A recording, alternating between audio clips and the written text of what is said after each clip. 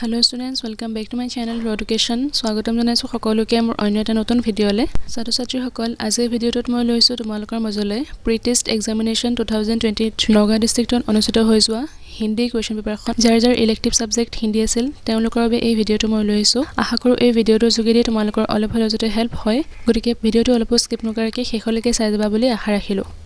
যদি কোনোবা ষ্টুডেণ্টে মোৰ চেনেলটো আজি প্ৰথমবাৰ ভিজিট কৰিছা তেতিয়াহ'লে লাইক শ্বেয়াৰ আৰু সাবস্ক্ৰাইব কৰি নাপাহৰিবা আৰু কাষতে থকা বেল আইকনটো হিট কৰি দিবা যাতে আহিবলগীয়া নতুন ভিডিঅ'সমূহৰ নটিফিকেশ্যন তোমালোকে অতি সহজতে আৰু সোনকালে পাই যোৱা। আৰু কমেন্ট বক্সত জনাবলৈ নাপাহৰিবা তোমালোকে কোনে কোনখন ডিস্ট্ৰিক্টৰ পৰা মোৰ ভিডিঅ'সমূহ চাই আছা। গতিকে পুনৰ লগ পাম অন্য এটা নতুন ভিডিঅ'ত। আজি ভিডিঅ'টো চোৱাৰ বাবে ধন্যবাদ।